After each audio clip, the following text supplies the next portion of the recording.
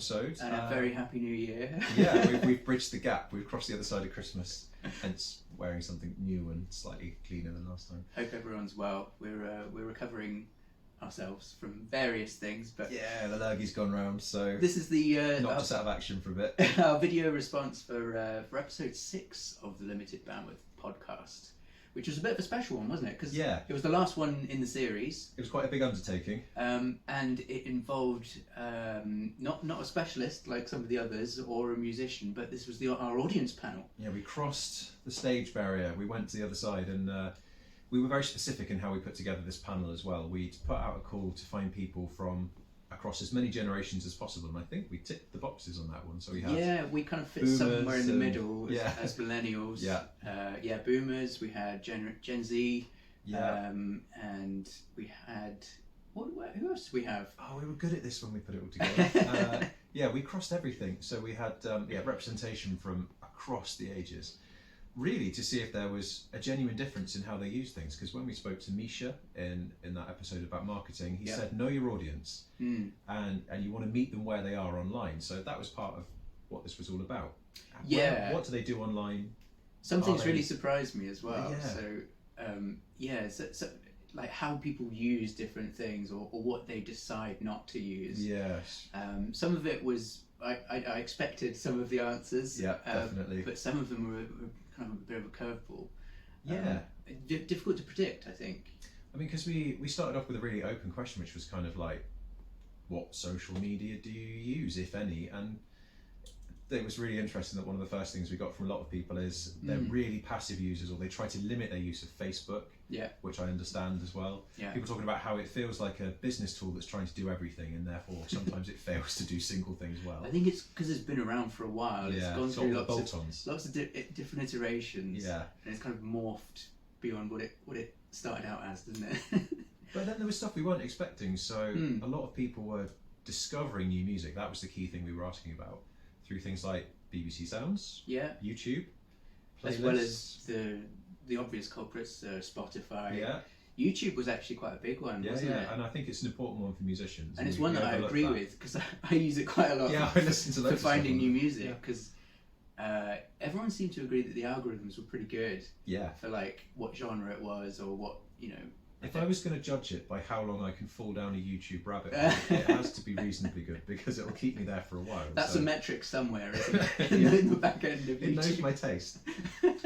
But then we had other things that we weren't quite expecting. So Reddit was one that came out. Reddit kind of makes sense, actually, because it's one of these community-based places where you get they can be really specialised topics. But you get like these super fans who know everything about a certain band or something. And they're really good people to get recommendations from. Yes, there is that. It's like an old school forum, isn't it, really? And it's not moderated in quite the same way, or it's like crowd moderated. So self-moderated, I think. I certainly don't find as much trolling on that platform as other things. I use it quite a lot. No. But it was Charlie who was saying they were looking at these fan groups. Gen Z rep, fan groups were a really key thing, where the conversation keeps going regardless of the artist being there sometimes, which we know some people try and create that through Facebook groups. So that was quite interesting. I think it's difficult to do on Facebook, isn't it? That's not natural for that platform. No. It's doable. It is doable. It takes a little bit to stoke the fires, I think, to make that one work. Yeah.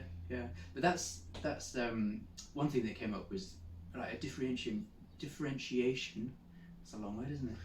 For our existing audience, or somebody's, if they're an established act and that they've built up a fan base, their existing audiences can a lot of the time be very different from reaching a new audience, or trying to grow a new audience. It's a very different consideration. And often that filters down to the platforms that you use. Well, certainly I think what I take away from this is I don't want to alienate our existing audience, and even if it's passive. So we see like, your post has reached thousands of people, but 2 people liked it. They've looked at it, they've seen it, and that's Facebook. So our existing audience, I think we still have to cultivate those people that find out about our stuff there. And they're happy seeing that, that's fine. They might never want to sign up to a mailing list because they're like, I see you on Facebook, I'm all good. So that's the maintenance and developing and maintaining a relationship on that. This is why lots of people are on multiple platforms, isn't it? Yes. So they might start off on one or two, and then they decide, oh, but we're missing out on all these other people. That's the growing part, I think, isn't it? The new audience, the marketing. Yeah, I mean, you can do a lot with maybe 2 or 3 platforms. I think there's a good enough spread that you can hit Facebook, Insta, and Twitter if that's your thing. Yeah. And you've got a good coverage there, I think. I think that's pretty fair. Yeah. Even with obviously at the time this podcast has been created, Twitter has gone through a bit of an upheaval. But this is also something we have to consider all the time. Yeah. Things shift and change under our feet. Yeah, definitely. I mean, but it's a key thing that kept coming back when we were talking to everyone about all these different platforms. Some they absolutely loathed and detested. Some they loved.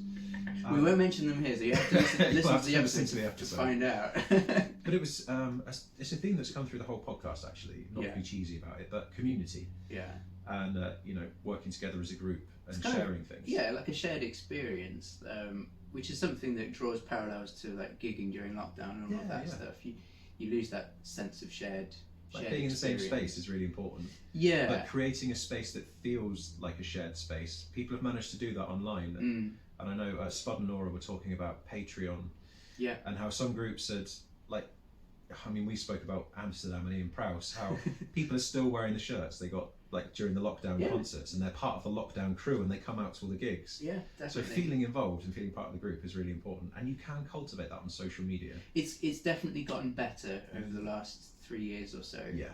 I think pre-pandemic, it was a very different landscape, the whole digital experience thing. But the balance is really important as well. Obviously, you can't see us when we're on the podcast, but we're all sat around the room, cups of tea in hand and cake and whatnot. And we were sat crowded in with Rog, who had a very different opinion to Charlie. Like Roger was saying, on this kind of sense of community and belonging and being out there and being visible, you can go too far. And we use the example no one really wants to see what we had for breakfast every day.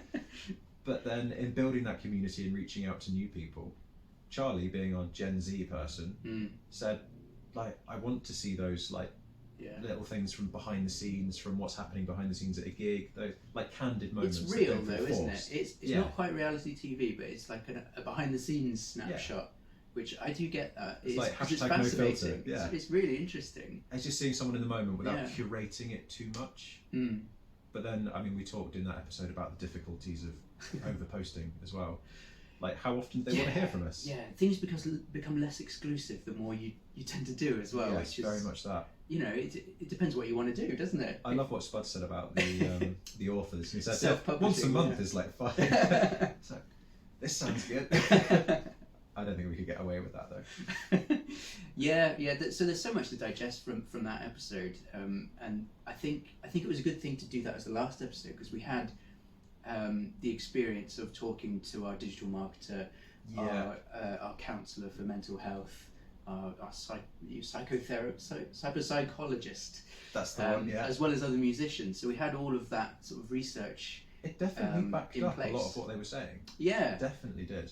Yeah, there was particularly the marketing episode. I think Misha was on the money. We were talking about identifying a demographic, thinking about where they live online, and actually some of the predictions he made were more or less true with our small audience that we got together. Obviously, we can't claim that Charlie is representative of every Gen Z person wandering around. And no, but the voice was represented there, and it kind of for me it almost closed the loop, the circle for. Artists trying to find their fans, but also fans trying to find new music, and social media is kind of the membrane in the middle of that for a lot of us. Definitely, it's an important part, but it was quite heartening as well. I know this podcast is about social media, but there were still things outside of that, so word of mouth still played a really key role, which you can do via social media. You can share things with people. But that's kind of a nice thing. And now print media was quite a big thing for Rog. Yeah, it's diminished certainly, but there is music of our genre, for example, is finding its voice in magazines more readily now. Yeah, so I think there is a parallel. I really think it's such a small part of it now, but I still think it's an important thing. It's another. And if we can stoke the fire of that, definitely, I Yeah. I would love to put more behind print media again. Yeah, the thing about that is that it's a vetted outlet. Yeah. So peer reviewed. Yes. Yeah. In its own way. So you're getting quality insights there from valid sources as well. But we just sort of got the sense from everyone that they would like to see that as well. As much as social media is a really useful tool, and a lot of them are using it in their own ways, there's definitely still a space for things that you can physically get hold of. Yeah, definitely. And just having a chat with your friends and saying, "Have you heard this band?"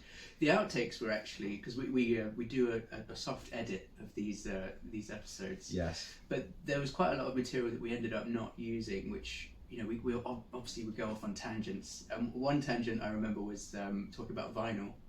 And formats and how people digest their music, and that was fascinating. Creating a moment, an experience, like actually putting it on and listening to it properly, not skipping. Yeah, the whole albums versus singles thing, and everyone has their own preferences on where they listen, how they listen.